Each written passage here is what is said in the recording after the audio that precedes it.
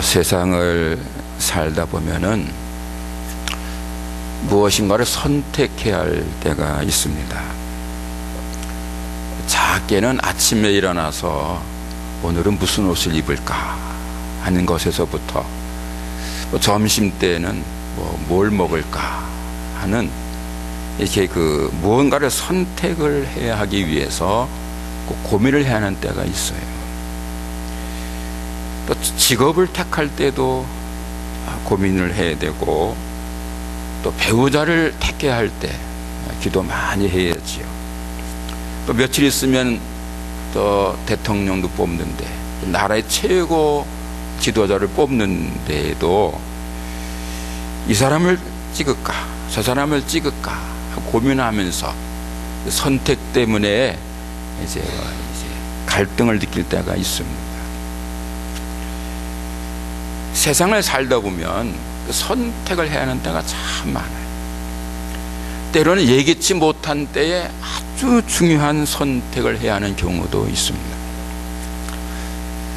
예를 들면 어떤 사람이 아주 평상시에 건강했는데 몸이 갑자기 이상해져서 병원에 갔더니 이 의사가 진찰하더니 말기암이라 그래요.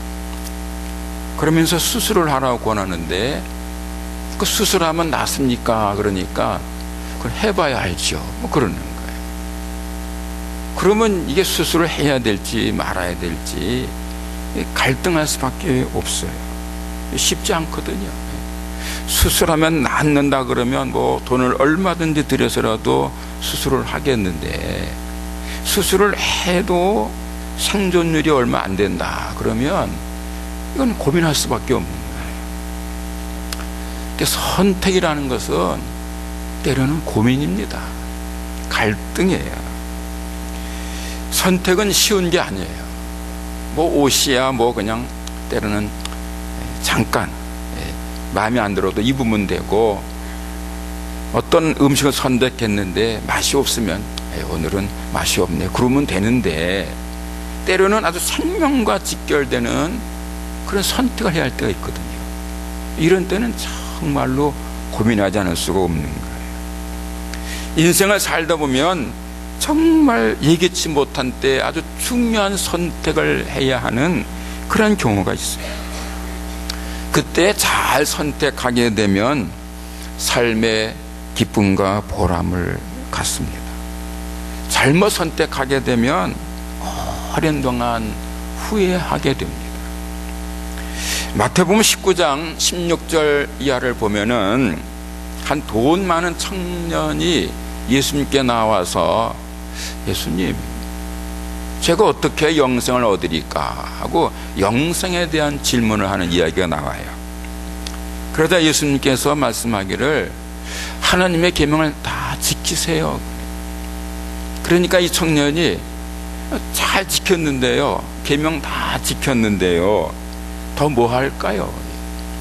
그러니까 예수님께서, 그래요, 그러면 당신 부자인데 가지고 있는 거 다 팔아서 가난한 사람에게 나눠주고 그리고 나서 나를 따르세요. 그래요.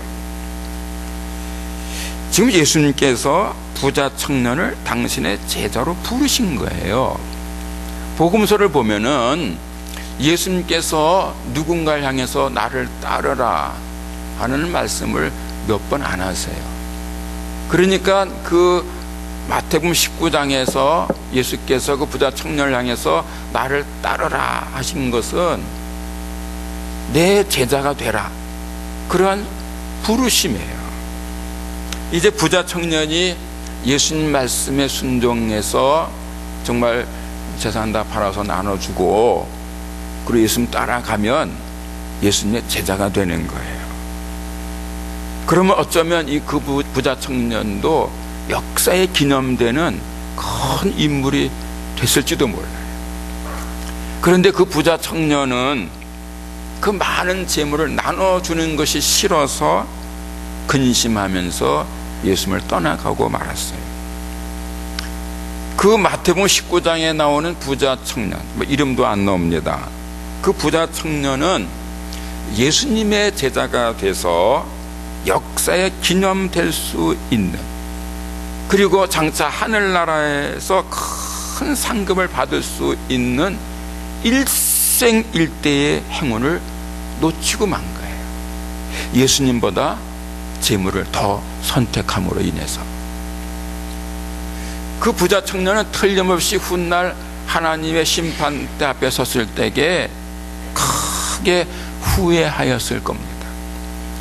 그 부자 청년이 나중에 구원을 받았는지 안 받았는지는 성경에 말씀하고 있지 않아서 누구도 정확하게 말하기 어렵지만은, 구원을 받았으면 받은 대로, 받지 않았으면 받지 않은 대로 예수님을 따르지 않고 재물을 선택했던 그것을 두고 후회했을 거예요. 반면에 오늘의 본문에 나오는 레위는요, 선택의 순간에 잘 선택함으로 역사의 기념이 되었습니다. 오늘의 본문은 예수님의 12제자 중에 한 사람이었던 마태가 예수님의 부르심을 받을 때 이야기입니다. 본문에는 레위라고 나옵니다마는 마태복음과 마가복음에는 마태로 나옵니다. 마태라는 이름의 뜻은 하나님의 선물이라는 뜻이고요, 레위라는 이름의 뜻은 연합되다 하는 의미가 있습니다. 레위라는 이름은 예수님의 부르심을 받기 전 이름이고, 마태라는 이름은 예수님의 제자가 된 후에 부른 이름으로 여겨집니다. 시몬을 베드로라 했던 것하고 이치가 같겠습니다. 그래서 이제부터는 레위라고 안 그러고 마태라고 하겠습니다. 오늘 본문에 레위로 나오지만 마태로 이제 말씀을 하겠습니다. 마태는요, 오늘 본문에 나오는 대로 세리였어요. 세관에서 세금을 징수하고 관리하는 세리였습니다. 이 마태가요, 예수님을 만난 다음에 자기 집에서 큰 잔치를 베풉니다. 이제 그 본문을 한 절 더 내려가면 29절에 큰 잔치를 했다 그랬습니다. 그런 걸 보면 꽤 부자입니다. 상당한 부자입니다. 큰 잔치를 할 만큼 부자였어요. 그 여리고의 세리장 삭개오처럼 이 마태도 꽤나 돈이 있는 부자였습니다. 하지만 이 마태는 자기의 직업에 대해서 늘 고민했을 겁니다. 그 당시 이 세리는요, 돈은 많이 벌 수 있었지만은 유대인 사회에서는 지탄의 대상이었어요. 매국노로 매도됐습니다. 마태는요, 세리라는 그 자기 직업 때문에 늘 고민했을 거예요. 그런데 어느 날 예수님께서 자기가 일하고 있는 그 세관 앞을 지나시다가 마태 자기를 보시고는 나를 따르라 그러시는 거예요. 지금 예수님이 세리인 자기를 부르신 거예요. 그 순간 마태는 잠시 혼란에 빠졌을 겁니다. 예수님이 왜 세리인 나를 부르시는가? 왜 예수님이 모든 유대인들이 매국노로 무시하고 천시하는 나를, 세리인 나를 제대로 부르시는가? 예수님이 잠깐 사람을 착각해서 나를 부르시는 건 아닌가? 잘못 부르신 건 아닌가? 판단이 서지 않아서 잠시 동안 혼란을 겪었을지 모릅니다. 하지만 예수님이 자기를 부르신 것이 분명했어요. 예수님이 다른 사람을 부른 것이 아니고 마태 자기를 부르셨어요. 마태는 깊이 생각했을 겁니다. 짧은 시간이지만은 깊이 생각했을 겁니다. 예수님을 따를까 말까? 예수님을 따르려면 그동안 누렸던 그 물질적인 풍요를 다 버려야 되고 사랑하는 가족도 떠나가야 되는데 이거 어떡하지? 하고 깊이 고민했을 겁니다. 그리고는 마태의 일생 중에서 가장 중요한 결단을 합니다. 예수님을 따르기로 결단한 겁니다. 그때 마태는요 이미 가정이 있는 사람이었습니다. 예수님을 모시고 잔치를 하되 큰 잔치를 할 만큼 집도 돈도 있었습니다. 오늘 본문 29절에서 그 마태가 예수님을 위해서 자기 집에서 큰 잔치를 하니 세리와 다른 사람이 많이 함께 앉았는지라는 말씀에서 나오는 것처럼 예수님을 따라 예수님의 제자가 되기로 결심한 마태가요 예수님을 위해서 잔치를 했는데 많은 사람들을 초청한 큰 잔치를 했어요. 그냥 잔치, 보통 잔치가 아니고 아주 큰 잔치를 했어요. 그만큼 마태는 부유한 사람이었어요. 여러분, 예나 지금이나 돈이 많으면 유익한 게 많지요. 좋은 집에서 살 수 있고요, 날마다 좋은 음식 먹을 수 있고요, 좋은 옷 입을 수 있고요, 많은 사람들을 부릴 수 있고 권력을 행사할 수 있어요. 아주 높은 사람과 교제할 수 있습니다. 돈이 많으면 소위 어디를 가도 VIP 대접을 받을 수가 있습니다. 때로는 돈이 권력이기도 합니다. 돈 많은 사람이 국가를 움직이기도 해요. 얼마 전에 텔레비전에서 그 대통령 후보들이 나와서 토론하는 가운데 한 후보가 이 대한민국은 삼성공화국이다, 사회 곳곳에 삼성 장학생들이 있다, 뭐 이런 얘기를 했는데 그게 무슨 뜻이에요? 돈이 권력임을 보여주는 거예요. 예. 우리나라 최고 재벌인 돈 많은 삼성이 이 대한민국을 좌지우지한다, 그런 얘기예요. 예. 여러분, 때로는 돈이 권력 그 자체도 되는 거예요. 말하자면 예나 지금이나 돈이 많으면 유익한 게 많아요. 그러므로 그 돈을 버리고 권력을 버리고 가족을 떠나서 예수님을 따라간다는 것은 대단한 모험이 아닐 수 없습니다. 자신의 인생을 거는 최대의 모험이에요. 아무나 쉽게 할 수 없는 대단히 어려운 결단인 거예요. 여러분 한번 생각해 보세요. 만약 여러분이 그때 마태와 같은 처지라면, 마태가 여러분이었다면 예수님께서 나를 따르라 하실 때에 그동안 쌓아놓은 많은 재물, 권력 다 버리고 사랑하는 가족을 떠나서 예수님을 따라갈 수 있을까? 이미 역사가 2000년 흘렀으니까 다 알고 있으니까, 예수님이 누구신지를 아니까, 그래서 예수님을 선택한 마태가 역사적으로 기념되고 있음을 아니까 내가 그때 마태였어도 예수님을 따랐을 것이라고 이렇게 쉽게 말할 수 있겠습니다마는, 오늘 본문의 사건이 있었던 그 당시에 예수님과 그 제자들의 처지는요, 그 당시 사람들이 존경하고 부러워할 만큼 아주 화려하고 부유하고 윤택한 그런 삶이 아니었어요. 예수님은 이제 막 새롭게 어떤 새로운 신앙을 시작한 신흥 종교가였고, 그 예수님을 따라갔던 그 제자들은 대부분이 가난하고 무식하고 낮고 평범한 사람들이에요. 그러니까 예수님과 그 일행들의 모습은 아주 화려하고 이런 게 아니고 아주 그냥 초라한 그러한 모습이었단 말이에요. 그러므로 마태처럼 부유한 사람이 모든 걸 다 버리고 예수님을 따르는 것은 대단히 어려운 일이에요. 그래서 앞에서 소개한 부자 청년은 모든 것 버리고 나를 따르라 하고 예수께서 말씀하셨을 때 크게 근심하고 가버린 거예요. 마태가 살던 때에 예수님을 따라서 예수님의 제자가 된다는 것은 결코 쉬운 일이 아니었고, 사실을 말하면 대단히 어려운 일이었던 거예요. 그런데 마태는 나를 따르라는 예수님의 한 말씀에 그때까지 가지고 있던 모든 것을 버리고 예수님을 따르기로 결심합니다. 본문 28절에서 이렇게 증언합니다. 그가 모든 것을 버리고 일어나 따르니라. 그 세관에서 일을 하고 있던 이제 마태가요, 예수님께서 나를 따르라 하시니까 자리에서 벌떡 일어나가지고 다 팽개치고 따라갔다 그 말이에요.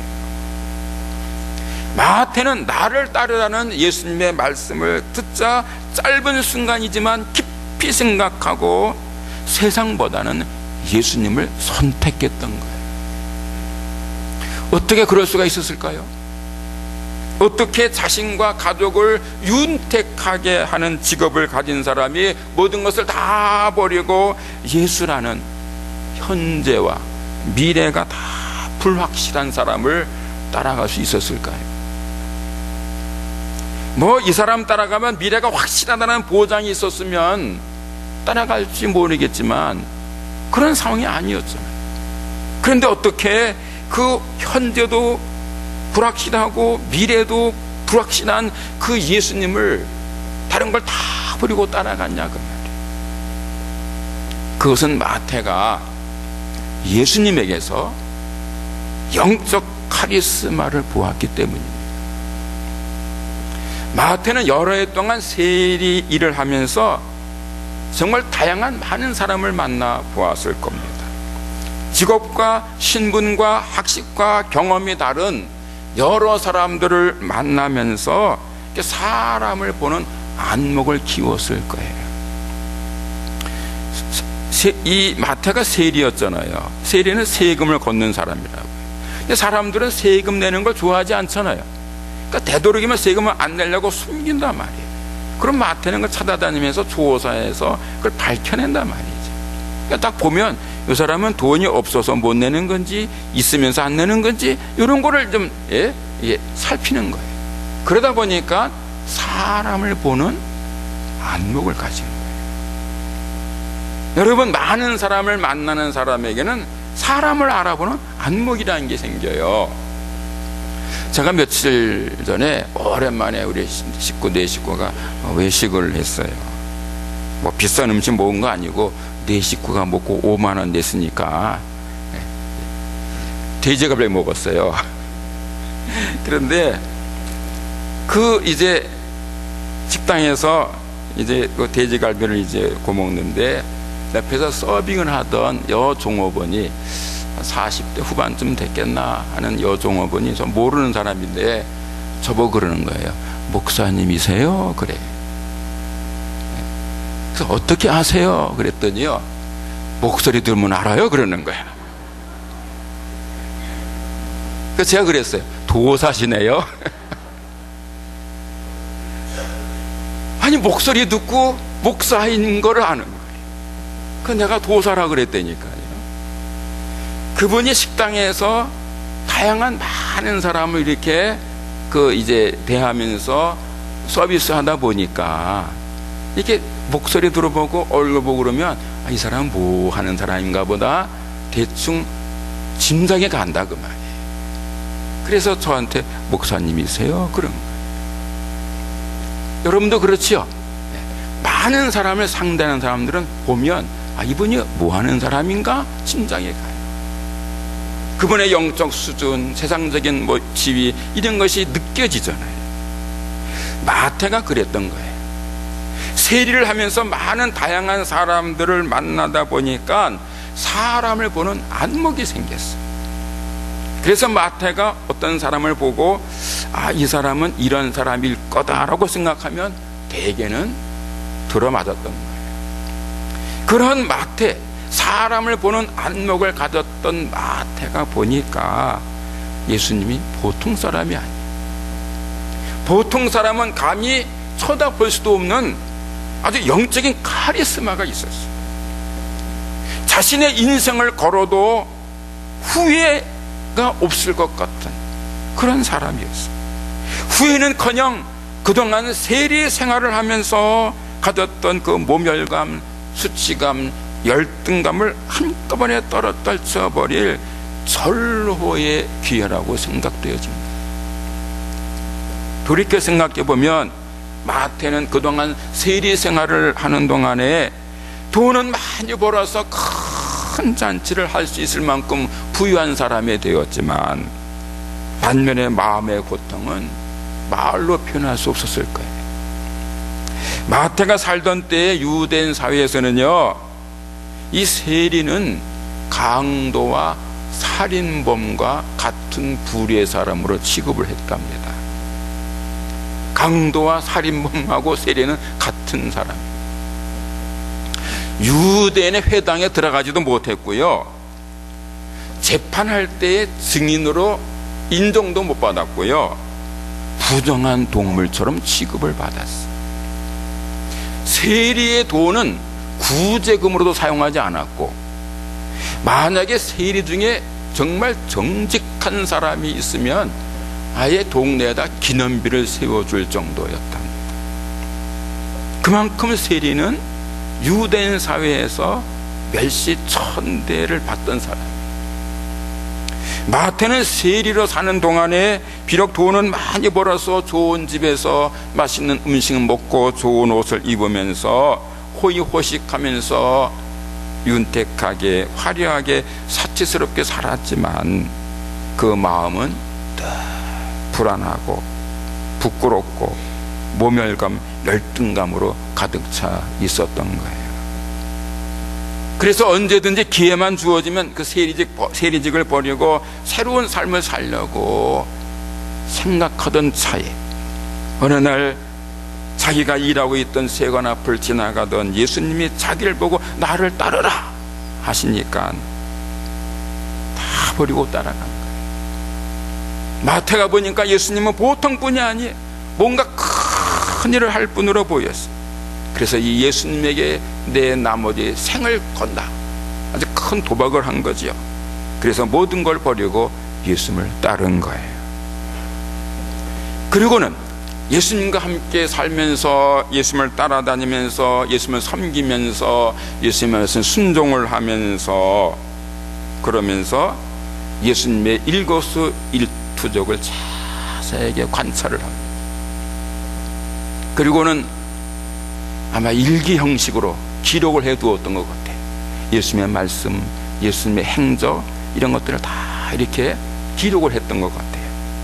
그리고는 훗날 예수님의 말씀과 행적을 기록한 마태복음을 쓰는 거예요.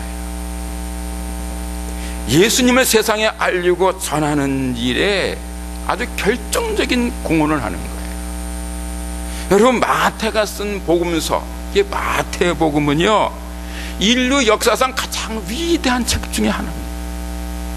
여러분, 지금도 수없이 많은 책이 발간이 됩니다만은 어떤 책은 나오자마자 폐지로 가는 책도 있습니다. 아무도 안 봐서. 그리고 어떤 책은 수천 년 동안 베스트셀러가 되는 책도 있어. 그런데 지금까지 이 세상에 나온 수없이 많은 책들 중에서 가장 위대한 책이 뭐냐? 성경이죠. 그 중에서도 복음서잖아요. 복음서 중에서도 마태복음 첫 번째 있잖아요. 그러니까 마태복음이야말로 인류 역사상 가장 위대한 책 중에 하나인 거예요. 수없이 많은 사람들이 이 마태복음을 읽음으로 구원을 받았고 새 생명을 얻었어.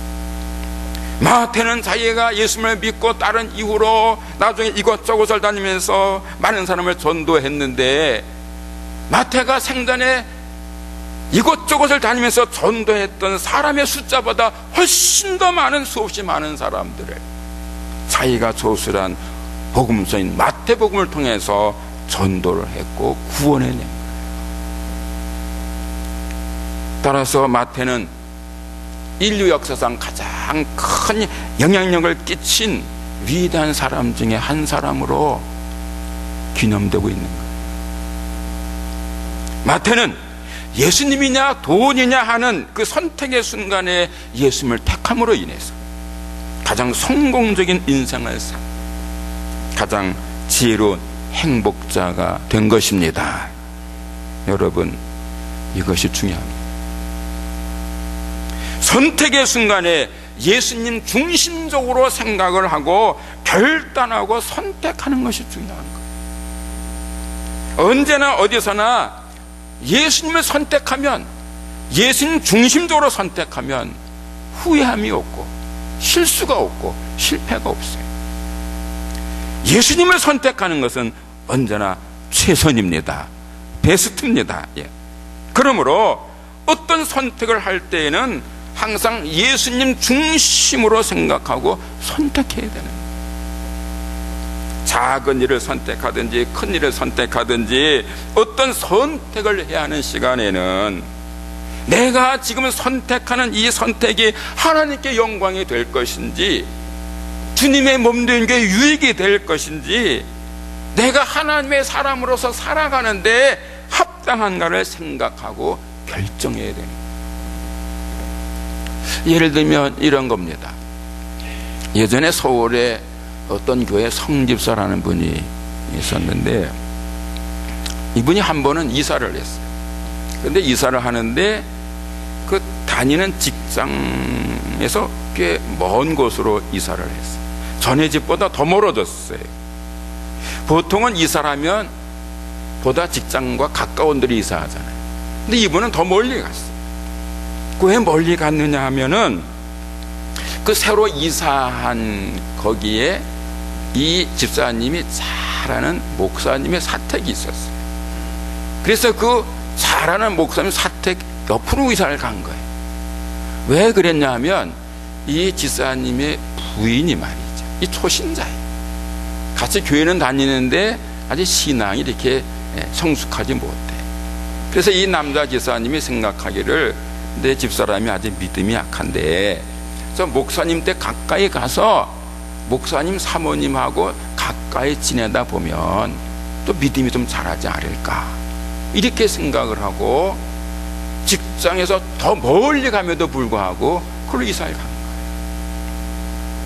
그랬더니 그 성지사님의 바람대로 그 부인 되는 분이 목사님 부인과 가까이 지내는 동안에 믿음이 쫙 자라더라고요.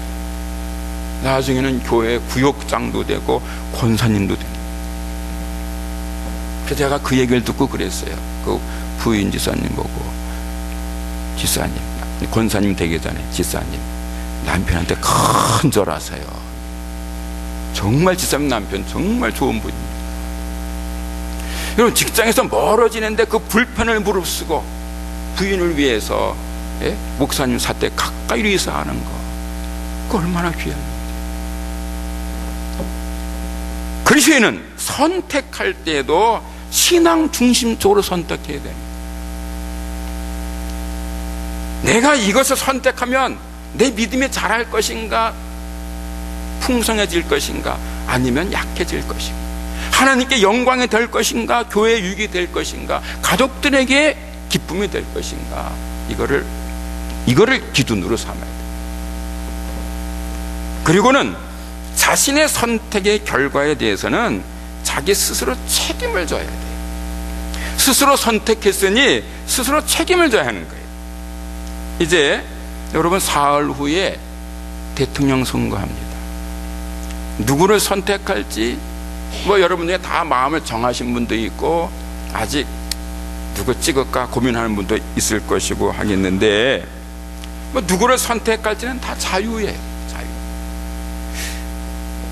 하지만 그리스도인은 그 투표하기 전에, 선거 전에 기도해야 돼요.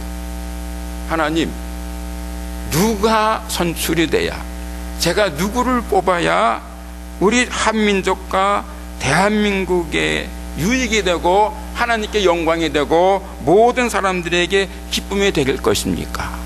이거를 깊이 생각하고 그리고 판단하고 선거에 임해야 됩니다. 그리고는 누구를 지지했든지 결과에 대해서는요, 인정을 해야 됩니다. 이 민족과 나라가 보다 번영하고 발전하고 안정되기 위해서 기도해야 됩니다. 요즘에 걱정이 뭐냐 하면 이 대통령 선거 때만 되면 이 가정에 불화가 생겨요. 직장 안에서 갈등이 생겨요. 이게. 어떤 집안에서는요, 이 나이 많은 세대하고 젊은 세대 사이에 이게 갈등이 있는 거예요. 그러니까 누구를 지지하느냐 문제로 부부 간에도 부모 자식 간에도 형제 간에도 갈등이 있어요. 어떤 사람은요, 자기 밑에 부리는 그 부하 직원에게 너 내가 지지하는 사람 찍지 않으면 나하고 같이 일할 수 없어, 이렇게 압박을 가한 그런 얘기도 들었습니다. 이건 잘못된 거지요. 여러분, 생각과 판단은 자유잖아요. 생각은 자유로, 사상의 자유가 있잖아요. 그 사람의 말과 행동이 사회에 큰 해를 끼치는 거라면 그 자유는 억압돼야 됩니다. 공공의 이익을 해치는 거라면, 예를 들면 나 자유다 그리고 칼 들고 막 다니면 막 남 해치면 그건 막아야지요. 그러니까 개인의 자유가 사회 전체의 공공의 이익을 해치는 거라면 그건 당연히 제약을 받아야 되겠지만, 그런 거 아니면 투표야 뭐 그거는 억압해서는 안 되는 거예요. 그건 개인의 자유에 속하는 거예요. 대한민국은 자유민주주의 국가고, 자유민주주의 국가는 개인의 자유로운 판단과 선택을 존중해야 돼요. 부부래도 남편의 결정, 아내의 결정을 존중해야 되고, 부모 자식 간에도 그 부모의 생각, 자식의 생각을 서로 존중해야 돼요. 내 생각은 이렇다, 따라주면 좋겠다까지는 되지만 이렇게 해야 된다, 아니면 나하고 안 산다, 이래서는 안 됐다 그 말이에요. 그리고 그 다음에 그 선택의 결과에 대해서는 서로 피차 인정하고 존중해야 돼요. 이긴 쪽은 진 쪽을 위로해 줘야 되고, 진 쪽은 이긴 쪽에게 축하를 보내야 돼요. 그래야 화합해져. 저는 목사라서 걱정이 되는 게 뭐냐면, 이번 선거 끝나면 또 이게 국론이 분열될까 봐, 이쪽 저쪽 나눠서 서로 이렇게 헐뜯고 나라가 좀 분열될까 봐, 그게 걱정이에요. 나라의 최고 지도자를 뽑는데 기쁨이어야 되잖아요. 축제가 돼야 되잖아요. 그러므로 여러분, 이번 선거가 끝난 다음에 여러분이 지지하는 사람이 이겼어요. 그러면 기뻐하지만, 그러나 다른 사람, 진 쪽에 대해서는 위로를 할 수 있습니다. 반면에 패배하는 승자에게 축하할 수 있는 그런 마음이 필요해요. 그런 다 함께 손을 잡고 힘을 모두어서 미래를 향해 나아가야 됩니다. 모두의 행복을 위해서. 우리 한일성도 여러분들은 이번 대통령 선거가 대한민국 국민 모두에게 기쁨을 주는 아주 성숙한 선거가 되고, 그 결과가 아름답기 위해서 기도하셔야 합니다. 민족이 잘 되고 나라가 잘 돼야 국민 모두가 행복할 수 있잖아요. 그래서 기도해야 돼요. 저는 벌써 오래전부터 계속 기도해 왔어요. 아울러 여러분들이 앞으로 인생을 살아갈 때에 무엇인가를 선택하실 때에는 언제나 지혜로운 선택, 아름다운 결실을 맺는 슬기로운 선택을 하시기를 바랍니다. 마태가 자신의 인생의 진로를 결정하는 순간에 예수님 중심으로 잘 선택해서 역사의 기념이 되었던 것처럼, 여러분의 선택이 여러분의 미래를 아름답게 가꾸고, 그리고 주위의 다른 많은 사람들에게도 유익이 되고 기쁨이 되고 은혜가 될 수 있도록 언제나 예수님 중심적인 선택, 신앙 중심적인 선택, 성경 중심적인 선택자가 되시기를 바랍니다. 기도하겠습니다. 하나님 아버지, 마태가 결정적인 순간에 예수님 중심적으로 선택을 하고 마침내 기념비적인 사람이 되었던 것처럼, 오늘 저희들도 삶 속에서 이런 선택, 저런 선택을 할 때에 언제나 예수님 중심적 선택, 신앙 중심적 선택, 하나님 말씀에 입각한 선택을 하게 하옵소서. 그래 마침내 저희의 선택이 하나님께 영광이 되고 저희들에게는 행복이 되고 주변의 모든 이들, 가족과 친지와 이웃들에게도 기쁨이 되게 하여 주옵소서. 사랑하는 제 한역교우들 중에는 인생의 중요한 시점에 선택을 잘못함으로 후회하고 고통당하는 일이 없도록 도와주시옵소서. 예수님의 이름으로 기도하옵나이다. 아멘.